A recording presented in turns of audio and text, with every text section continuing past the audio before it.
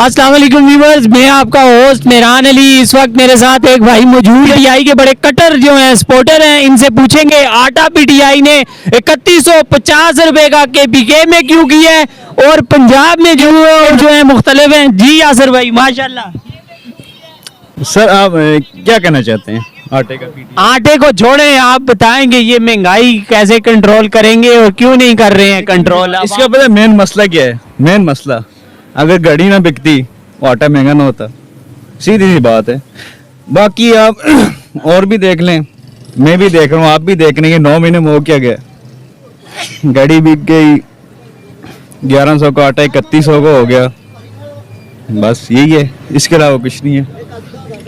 1100 से पहले भी तो था, 450 रुपए का मिलता था, उस वक्त भी थोड़ा ऊपर गया है, फिर करते करते ये 3150 तक हो गया। वर्ल्ड क्राइसिस देखे ना, कोविड-19 दुनिया में बैठ गई थी, पाकिस्तान नहीं बैठा। सर पाकिस्तान में कोविड तो बैठ गया है या जो कुछ भी हुआ है, ये आटा शाटा तो पाकिस्तान की अपनी पैदावार है, उस हवाले से कुछ बताएं। सर वो तो हम 70 सालों से पढ़ रहे हैं ना। सबसे ज्यादा तो हमने वो सोशल स्टडी में पढ़ा था।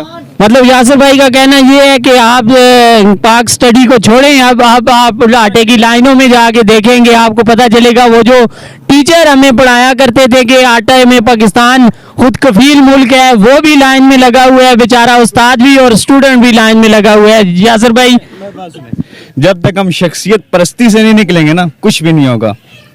जी बिल्कुल, यासिर भाई का कहना ये है कि इन्होंने एक दूसरे की हुकूमतें तोड़ने के लिए बस अवाम की कमर तोड़ दी है। तोड़ दिया सारे। एक आया उसने 1100 का किया, दूसरा उसने 3100 का कर दिया। इनकी लड़ाई में अवाम मर गई, गरीब।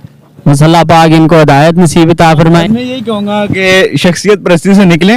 आप अपने लीडर की वो क्या कहते हैं उसे, जो बुरा काम है उसको ना छुपाएं, बोलें जी कि वो भी गलत कर रहे हैं, शख्सियत परस्ती ना करें। इमरान गलत कर रहा है, उसको भी बोलें गलत कर रहा है, ये गलत कर रहे हैं, इनको भी बोलें। वो आप किधर जा रहे हैं? आए ना हमारे साथ, थोड़ी सी गपशप लगाएं अवाम के साथ, पता चले जरा।